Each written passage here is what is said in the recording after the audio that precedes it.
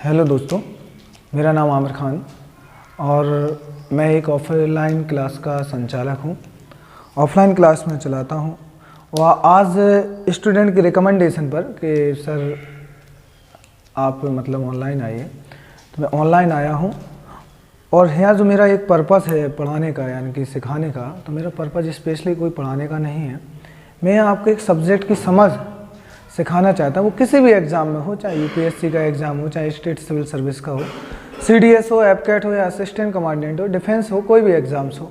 तो सबसे पहले तो हमें ये है कि सब्जेक्टों का जैसे बेसिकली जब प्रिपरेशन हम करते हैं तो हमें ये समझ में नहीं आता हम कहाँ से स्टार्ट करें, कैसे पढ़ें सब्जेक्टों को, किन सब्जेक्टों से उठाएं। मैं खासकर यहाँ बात कर रहा हूँ जीएस के।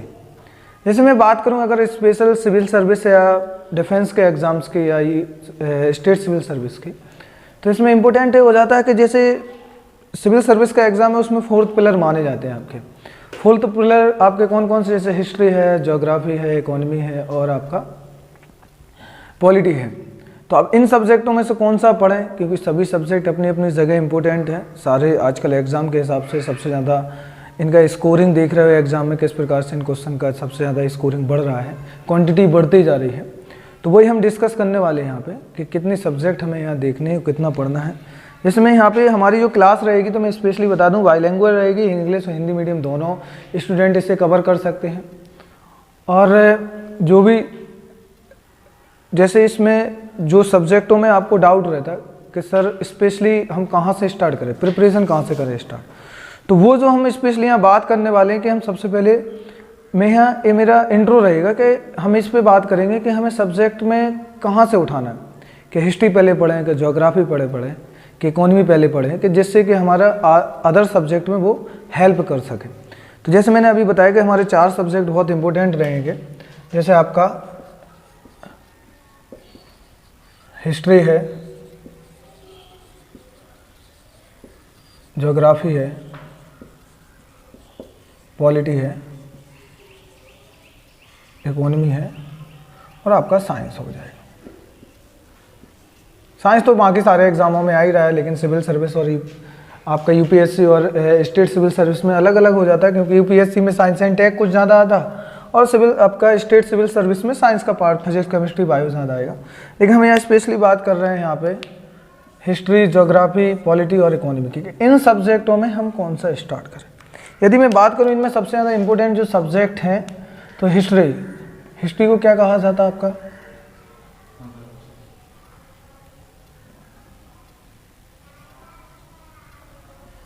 Mother of subject. मैं वही बात अगर ज्योग्राफी की करूं तो इसे कहा जाता है फादर ऑफ सब्जेक्ट। अब प्रॉब्लम ये है कि हम पहले हिस्ट्री स्टार्ट करें कि ज्योग्राफी स्टार्ट करें। क्या है प्रॉब्लम कि हम हिस्ट्री करें कि ज्योग्राफी स्टार्ट करें। तो जैसे कि तुम लोग जब सब्जेक्ट पढ़ते ना, कि जैसे अभी हम स्टार्ट कहाँ से करें सब्जेक्टों को, तो प्रॉब्लम यही होती पढ़ने के टाइम पे कि हम पॉलिटी करें स्टार्ट, कि हिस्ट्री करें कि ज्योग्राफी करें। मैं बेसिकली आपको एक बात बता दूं कि आप जब भी सब्जेक्टों को पढ़ेंगे, तो मेरा जो पर्सनल एक्सपीरियंस है, जो अभी इतने साल मुझे 2.5 साल का एक्सपीरियंस है पढ़ाने का, तो इस दौरान जो एग्ज़ाम का जो पैटर्न चेंज हुआ है, तो मैं एक चीज़ कहूँगा कि आप जीएस का अगर पोर्शन कहीं से स्टार्ट करो तो बेसिक है कि वहाँ का ज्योग्राफी की मैपिंग अगर अंडरस्टैंडिंग हो, बेसिक समझ हो, तो उतना ही अच्छा रहेगा। ज्योग्राफी पढ़ें तो और बेटर है। अब ज्योग्राफी एक ऐसा सब्जेक्ट है कि फादर ऑफ सब्जेक्ट कहा जाता है, सारे के सारे सब्जेक्ट इस पर डिपेंड है। अगर आपके सब्जेक्ट की मैपिंग अच्छी है तो हिस्ट्री में कोई इंसिडेंट हुआ, कोई घटना घटी, या कौन से राजा ने कौन सा एरिया कब कैप्चर किया, कब वहाँ पर ट्रीटी की किसके साथ, कब ट्रीटी की हो किसके साथ, तो ये सब चीज़ें यहाँ इंपॉर्टेंट हो जाती हैं। तो आपको ये चीज़ थोड़ा ध्यान रखना है कि ज्योग्राफी की अगर जितनी अच्छी मैपिंग होगी तो उतना अच्छा आप सब्जेक्ट को अंडरस्टैंड कर सकते हैं। तो स्पेशली मैं यहाँ जो तुम लोगों को बताऊँ कि हम लोग यहाँ जो अपनी क्लास में स्टार्ट करेंगे, ऑफलाइन तो करेंगे, ऑनलाइन चलेगा वो अलग है, कि क्लास में हमारा सबसे पहले जो स्टार्ट होने वाला है वो स्टार्ट होने वाला है हमारा सबसे पहले ज्योग्राफी। ठीक है, ज्योग्राफी की जो अंडरस्टैंडिंग करनी है हमें, उसमें हम ये करेंगे कि इम्पोर्टेंट है कि ज्योग्राफी में हमें पढ़ना कौन सा पार्ट है, ज्योग्राफी में कौन सा पार्ट पढ़ना है। तो ज्योग्राफी कोई छोटा सब्जेक्ट तो है नहीं है, आपका काफ़ी लेंदी सब्जेक्ट है ज्योग्राफी। तो सबसे पहले अगर मैं यहाँ बात करूँ आप ज्योग्राफी की, कि ज्योग्राफी जो भूगोल है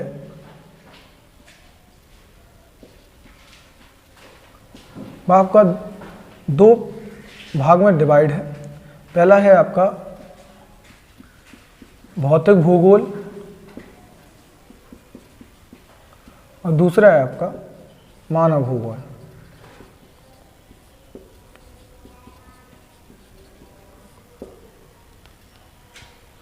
मैं यहाँ जो टारगेट लेके चल रहा है ना, ऑल इंडिया के स्टेट एग्जाम्स को लेके चल रहा है, स्पेशली कर सेंट्रल एग्जाम्स को, और स्टेट सिविल सर्विस के भी रहेंगे, स्टेट के और भी एग्जाम रहेंगे, वो भी आ जाएंगे। लेकिन यहाँ पे हम जो स्पेशली बात कर रहे हैं कि ज्योग्राफी में हमें क्या क्या पढ़ना, कितना पढ़ना है। तो स्पेशली अगर मैं बात करूँ कि एग्जामों में जो सबसे ज़्यादा इंपॉर्टेंट पोर्शन है वो आपका है भौतिक भूगोल। अब भौतिक भूगोल क्या है?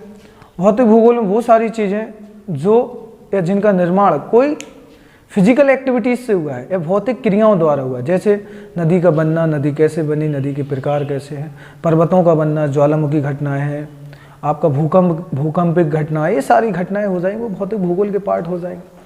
मानव भूगोल में वो आ जाएंगी, मानव भूगोल में आपके आ जाएंगी मानव की प्रतिक्रियाएं। मानव की प्रतिक्रियाओं से मतलब कि मानव का खान पान कैसा है, कल्चर कैसा है, संस्कृति कैसी है, आवास कैसा है, मतलब रहन सहन उनका कैसा है, कॉलोनी सिस्टम कैसा है, बस्तियों का सिस्टम कैसा है, ये सब चीज़ें हम स्पेशली यहाँ पे ध्यान से देखेंगे। तो यदि मैं बात करूँ कि भौतिक भूगोल में भी हमें कौन कौन पार्ट देखना है स्पेशली, तो भौतिक भूगोल के बहुत सारे पार्ट है। जैसे स्पेशली मैं बात करूँ भौतिक भूगोल की, तो पहला जो आपका पार्ट है स्थलाकृति भूगोल। फिर इसमें हम देखेंगे जलवायु, समुद्र भूगोल,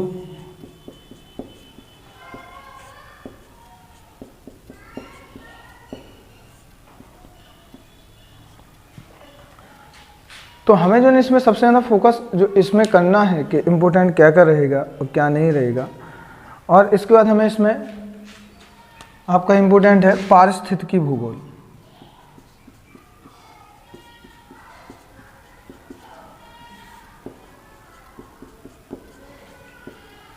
तो इतने पार्ट हमें पढ़ने हैं इसमें, और भी इसमें चीज़ें आ जाएंगी, लेकिन जो एग्ज़ाम के हिसाब से इम्पोर्टेंट है ज़्यादातर, चाहे वो आईएएस का हो, चाहे आपका स्टेट सिविल सर्विस हो, सीडीएस हो, एनडी हो, या फिर आपका सब इंस्पेक्टर का एग्ज़ाम, कोई भी ऑल इंडिया का एग्ज़ाम्स हो, तो उसमें आ जाएगा। मानव भूगोल में आपका इसमें पहला जनसंख्या भूगोल, ठीक है, आवासीय,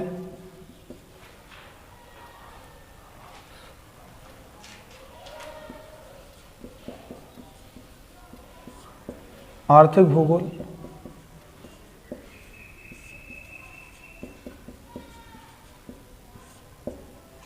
जनसंख्या भूगोल और आपका आर्थिक भूगोल, और इसमें आपका सांस्कृतिक,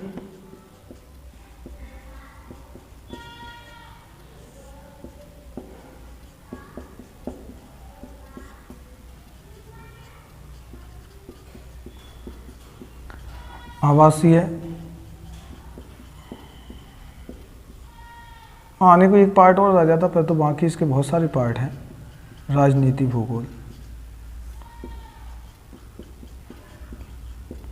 बहुत सारा पार्ट है, बाकी इम्पोर्टेंट है। मैं यहाँ बात करूँ अगर इसकी इम्पोर्टेंट कि भौतिक भूगोल की, तो भौतिक भूगोल में पहला हमें जो पढ़ना स्थलाकृति भूगोल। स्थलाकृति में आपका जो हमारे स्थल पे आप देखते हो कि किस प्रकार से स्थल पे किस प्रकार की आकृतियाँ बनी हैं, जैसे कि पर्वत हैं, पठार है, नदी, ये सब चीज़ें हम इसमें पढ़ेंगे। फिर जलवायु, कि हमारी जलवायु कैसी है, जिसमें जैसे मानसून वगैरह सब पढ़ेंगे, बाकी करंट वगैरह है, ठंडी जलवायु, गर्म जलवायु, ये सब चीज़ें इसमें देखेंगे, प्रेशर, टेम्परेचर वगैरह, ये सब इसमें चीज़ें आ जाएंगी। समुद्र, इसमें हम पूरे समुद्र का मैपिंग समझेंगे, मैपिंग जितने भी हमारे 4 ओशियन हैं उनको जानेंगे, और उनके साथ साथ जानने के साथ साथ और इनके जो आइलैंड वगैरह हैं कौन क्या इंपॉर्टेंट है, किस प्रकार का फ़र्क पड़ता है इसमें, ये सब चीज़ें आएंगी। पारिस्थितिकी भूगोल थोड़ा ज़्यादा इंपॉर्टेंट है आजकल एग्जामों के हिसाब से, खासकर यूपीएससी और एसपीएससी के एग्ज़ाम के हिसाब से, क्योंकि एग्ज़ाम में इस बार कुछ 3-4 सालों से इनका कुछ क्रेज कुछ ज़्यादा बड़ा होगा इन एग्जामों में, इनका क्रेज कुछ ज़्यादा बड़ा है पारिस्थितिकी भूगोल का। तो इसमें हम पूरा एनवायरनमेंट से रिलेटेड टॉपिक आ जाएगा हमारा, तो इससे हम समझेंगे ये चीज़ें। तो ये जो एग्ज़ाम है ये हमारे पीटी प्लस मेंस दोनों के लिए इम्पोर्टेंट रहेगा। दोनों एग्ज़ामों में काफ़ी इम्पोर्टेंट्स है, पीटी और मेंस में, इंटरव्यू में तो आएगा ही आएगा, तो ये ज़्यादा इम्पोर्टेंट रहेगा। अगर मैं बात करूँ जैसे कि अब आते हैं मानव भूगोल के ऊपर, जैसे जनसंख्या भूगोल। जनसंख्या में आपका स्पेशली जैसे कि लिंगानुपात क्या है, जनघनत्व क्या है, साक्षरता दर क्या है, मृत्यु दर क्या है, तो इसमें ये चीज़ हम जानेंगे जनसंख्या भूगोल में। ये सब चीज़ हमें बेसिकली जाननी है, इसमें ज़्यादा इतना नहीं है, ये डाटा रहेगा ओनली, पूरा फैक्ट है, डाटा रहेगा इसमें, ठीक है। पीटी के लिए भी रहेगा, आर्थिक भूगोल में भी आपका डाटा ही रहेगा, इसमें भी डाटा है पूरा थोड़ा सा इकोनॉमी के टर्म ही समझ लेंगे, जैसे इंपोर्ट एक्सपोर्ट क्या है, किस कंट्री से क्या इंपोर्ट करते हैं, क्या एक्सपोर्ट करते हैं, और किस कंट्री को हम क्या भेजते हैं, क्या नहीं भेजते, ये सारी चीज़ें यहाँ पे इंपॉर्टेंट रहेंगी। अब मैं आगे बात करता हूँ सांस्कृतिक भूगोल। ये आपका थोड़ा हिस्टोरिकल जाएगा, जिसका संबंध हमारे इतिहास से होगा, हिस्ट्री से होगा, थोड़ा जैसे एंशियंट टाइम में हम किस प्रकार से कल्चर था, संस्कृति थी, ये पढ़ेंगे। थोड़ा मिडिवल टाइम में देखने मिलेगा, मॉडर्न अभी भी मिलेगा, मॉडर्न तक आके देखेंगे हम ये चीज़ आके यहाँ पर अभी तक। तो संस्कृति में हमारा जैसे कि खान पान कैसा है, रहन सहन कैसा है, ठीक है, लैंग्वेज कैसी है हमारे त्यौहार कैसे हैं, ये सब चीज़ें इसमें स्पेशली देखेंगे हम। फिर आता है आवासीय भूगोल में। आवासीय भूगोल में मानव बस्तियाँ वगैरह पढ़ेंगे कि मानव की बस्तियाँ किस प्रकार की हैं, तो इसमें बस्तियाँ आ जाएंगी आपकी कि कॉलोनी सिस्टम कैसे डेवलप्ड हुआ, स्टार्टिंग में घर कैसे थे, फिर कैसे बने, फिर कैसे उसमें चेंजिंग आया, धीरे धीरे परिवर्तन आया, वो सब चीज़ें हम इसमें जानेंगे। राजनीति भूगोल में कैसे राजनीति चेंज हो रही है, कहीं ना कहीं जो हमारा पॉलिटिकल सब्जेक्ट है पूरा का पूरा रिलेटेड इन्हीं सब्जेक्टों से। तो ये चीज़ें हमें पढ़नी है भूगोल में कि भौतिक भूगोल और मानव भूगोल। तो ये हमारा एक बेसिक जो इंट्रो है, जो हमें सब्जेक्ट की समझ चाहिए कि स्पेशली हमें इसमें पढ़ना क्या था और जानना क्या है। और एग्जाम के हिसाब से सबसे ज़्यादा इंपॉर्टेंट मैं बताऊं तो भौतिक भूगोल है, जो ज़्यादातर क्वेश्चन बनता है। ये पूरा फैक्चुअल है। अगर कॉन्सेप्ट की बात करूं तो ज़्यादातर कॉन्सेप्ट आपके जलवायु, समुद्र और स्थलाकृति और पारिस्थितिकी भूगोल के हैं। तो ये चीज़ें आपको बेसिकली समझनी है, और जिसमें हम स्पेशली यहाँ पे किसी में स्पेशल एग्जाम को लेकर नहीं चल रहा। हमारा एग्जाम का पर्पस होगा फॉर यूपीएससी, एसपीएससी, आपका सीडीएस, सीएपीएफ और जितना एसपीआई मतलब जो स्टेट के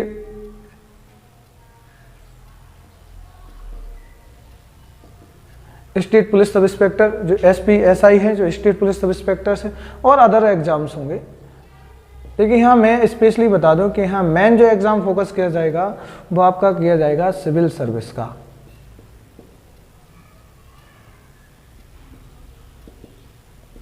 सिविल सर्विस किया जाएगा, जिसमें स्पेशली बात मैं आपको यहाँ पे मैं पहले ही बोला कि मैं यहाँ आपको सब्जेक्ट नहीं पढ़ाने आया, मैं आपको सब्जेक्ट यहाँ सिखाऊंगा कि कोई भी सब्जेक्ट है कि उस सब्जेक्ट में रियल में समझ कितनी है, कि उस सब्जेक्ट को हमें कितना अंडरस्टैंडिंग करना है, उस सब्जेक्ट को हमें कितना समझना है, कितनी जानकारी चाहिए उस सब्जेक्ट के अंदर, उस सब्जेक्ट में किन किन टॉपिक को देखें। मैं पूरा यहाँ फैक्चुअल डाटा ये नहीं बताने वाला, मैं ज़्यादातर यहाँ पर जो बात करूँगा वो आपके कॉन्सेप्ट पर बात करूँगा, सब्जेक्ट की अंडरस्टैंडिंग पे बात करोगे कि सब्जेक्ट में कितना पढ़ना है, क्या क्या पढ़ना है, किन टॉपिकों को फोकस करना है, क्वेश्चन का किस प्रकार से स्टैंडर्ड आ रहा है।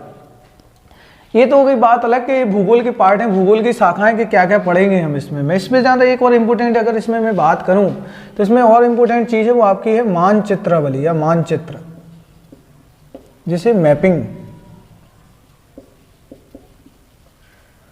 वो है आपकी भूगोल की मैपिंग।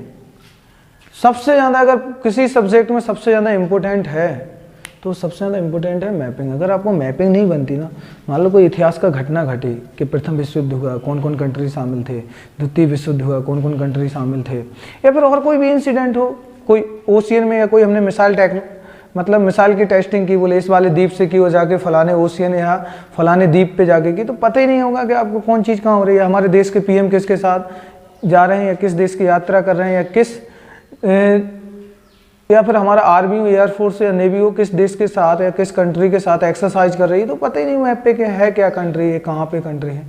तो चीज़ हमें अंडरस्टैंडिंग बेसिकली होती नहीं है। तो यदि हम बेसिक ये चीज़ अंडरस्टैंड कर लें तो सबसे पहले मैं बता दूं कि हमें जो जानना है तो हमें मैपिंग समझनी है कि मैपिंग रियल में मैपिंग है क्या हकीकत में। तो मैपिंग जानेंगे और सबसे पहले मानचित्र से स्टार्ट करेंगे और सब मेरे साथ जो तुम पढ़ने वाले हो सारा का सारा मैपिंग पढ़ोगे, बेसिक समझ पढ़ोगे। स्टार्टिंग पहले हम मैपिंग ही से करेंगे, मानचित्र से करेंगे। अगर ये चीज़ अंडरस्टैंडिंग हो गई तो फिर जिससे आप है इंटरनेशनल रिलेशन, चाहे हिस्ट्री की कोई इंसिडेंट हो या पॉलिटिकल कोई इंसिडेंट हो, इकोनॉमिकल हो कि किस कंट्री से हम क्या इंपोर्ट करते हैं एक्सपोर्ट, ये सारी चीज़ें आराम से अंडरस्टैंडिंग हो जाएगी। ठीक है, तो इसके लिए थैंक यू। ओके, देखने के लिए धन्यवाद और थैंक यू। मिलते हैं हम लोग अगले लेक्चर में। Thank you.